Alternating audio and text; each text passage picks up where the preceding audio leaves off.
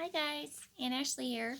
So today's book is The Berenstain Bears and the Eager Beavers. Let's see what's going to happen in bear country today. Things aren't the same at the Bears anymore. Some busy new neighbors have moved in next door. It was a quiet, relaxed afternoon at the edge of the forest where the Bear family lived.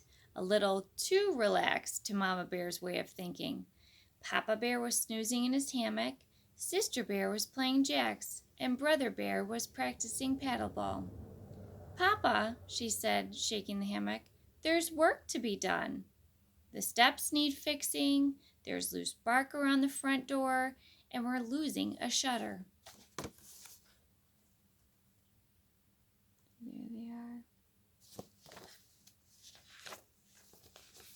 "Later, my dear, later," mumbled Papa.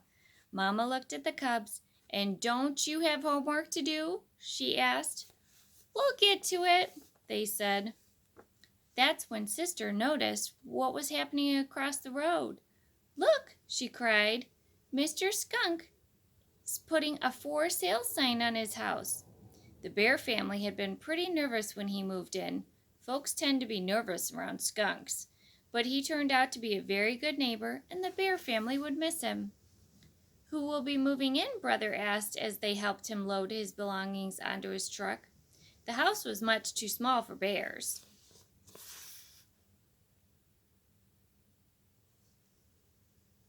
It's just a little house, huh? "Can't say at the moment," he said, "but I've placed it in the hands of Ms. Muskrat. She's a very good estate person." "We'll keep in touch," called Mama as they waved goodbye. "I hope whoever moves in has kids," said Sister. The next day, Miss Muskrat brought a family of bunnies to look at the house. "Bunnies are fun," said Brother Bear. "And they have a lot of kids," said Sister, trying to count them as they hippity-hopped about. And there goes Mr. Skunk. Look at all the bunnies. "Nice place," said Mr. Bunny, "but much too small for our growing family." "It could be easily expanded," said Ms. Muskrat. "Not as fast as our family," chuckled Mr. Bunny as he and his family hippity-hopped down the road. A day or so later, Miss Muskrat brought a porcupine couple to look at the house. They had long, sharp quills and were rather grumpy and disagreeable. Brother and Sister breathed a sigh of relief when they decided against the house and left. "They weren't very friendly," said Sister. "Porcupines tend to be a little prickly," explained Miss Muskrat.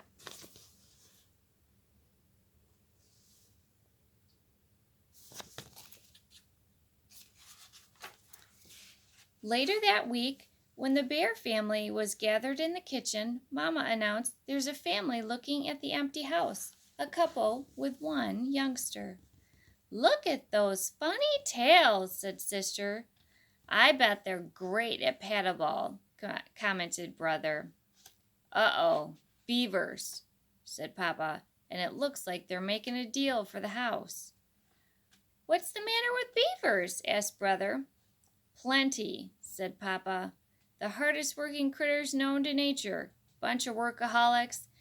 They're not called eager beavers for nothing."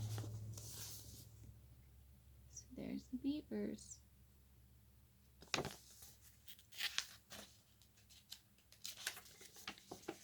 "What's a workaholic, Papa?" asked Brother. "It's somebody," he said, "who doesn't know how to have fun." "It's also," said Mama, "a word made up by lazy folks to put down those who aren't. But be that as it may, those beavers will be good, hard-working neighbors, and when they move in, we're going over there and welcoming them with a jar of our special honey." That's a nice welcome treat, huh, honey? That's delicious. "Welcome," said Mama when the beavers moved in. "Thank you very much," they said. "Now if you'll excuse us, we have a lot of work to do." Want to play paddleball? Brother asked Junior. I don't know what that is, he said, and anyways, I have some homework to do. Humph, said Papa. Just as I pointed out, said Mama. Good, hard-working folks. Here they are. Maybe Brother can teach him how to play paddleball, too, if he doesn't know how to play, right? It wasn't long before they had the place sparkling with fresh paint, new trim, and picket fence. I told you so, said Papa, as he and the cubs played a little ball in the backyard. Beavers just don't know how to have fun. But Mama couldn't help thinking, why can't we be more like those hard-working beavers? They seem to get so much done.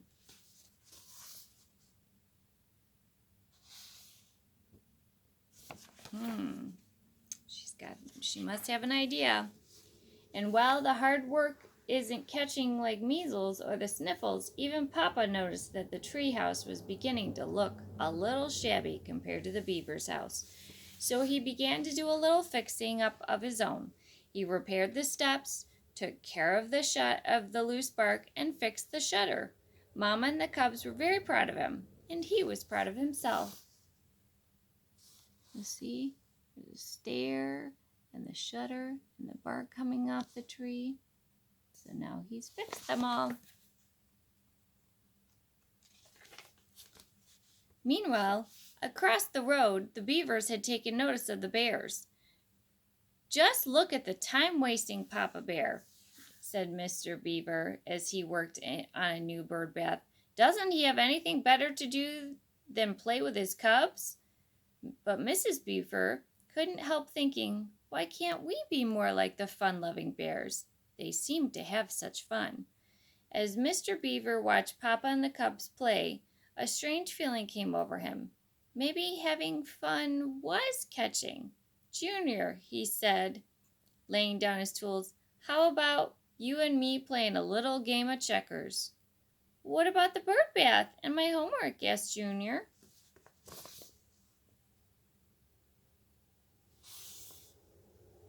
So now it's funny that they're switching sides almost. Like the beavers are helping the bears become more motivated to do things, and the bears are helping the beavers become more fun-loving. The birds can wait a bit longer for their bath, he said as he set up the checkers on Junior's table. And homework doesn't spoil your move.